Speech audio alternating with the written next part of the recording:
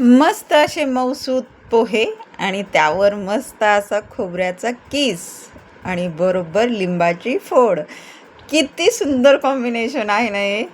खूप भारी, खूप भन्नाट, एकदम साधा, सोपा आणि सिंपल असा नाश्ता आहे ना, की प्रत्येकाला आवडणारा नाश्ता आहे.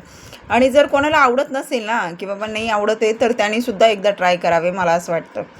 त्याच्यासाठी आपण काय करून घेतलेत, मस्त असे पोहे भिजवून घेतलेले आहेत आणि पोहेसुद्धा आहे ना व्यवस्थित, तुम्ही जर म्हणाल ना असा 50-60 सेकंद तरी ते पाण्यामध्ये ठेवा, व्यवस्थित धुवून घ्या किंवा मग नळाखाली डायरेक्ट चाळणीमध्ये पोहे टाका आणि धुवत जा जोपर्यंत ते व्यवस्थित धुतले जात नाही. पोहे एकदम पाण्यामध्ये पण ठेवू नका. तेलामध्ये कांदा टाकायचं आहे, जिरा टाकायचं आहे, राई आहे, मिरच्या आहेत, कांदा आहे, टोमॅटो एकदा ट्राय करा. कढीपत्ता हे आणि हळद हे सगळं टाकून झाल्यानंतर आहे ना व्यवस्थित असे पोहे परतवून घ्या. व्यवस्थित असे पोहे परतवून ज्यावेळेस आपण घेतो ना, की एक काम काय करायचं आहे, पोहे बनवताना पोहे नेहमी वाफवून घ्या.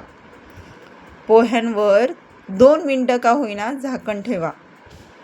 त्याच्यामुळे पोहे अजूनच भारी लागतात आणि मग ते चवीलासुद्धा वेगळे लागतात. तुम्ही एकदा नक्की ट्राय करा. आणि मग पोहे झाल्यानंतर त्याच्यावर मस्त अशी कोथिंबीर आणि पोहे पुन्हा एकदा व्यवस्थित मिक्स करायचे आहेत आणि सर्व करायचे आहेत. सिंपल असा पदार्थ आहे पोहे, पण तो इतका टेस्टी आहे ना, बनवायला कमी वेळ, आवडायला सगळ्यांनाच आवडणारा नाश्ता. विषयच नाही, पोह्यांचा तर विषयच नाही. म्हणजे पोहे असा आहे ना पदार्थ की कधीही खा, तो भारीच लागणार. आणि असा सर्व करायचा आणि मस्त लिंबू पिळून खायचं आहे.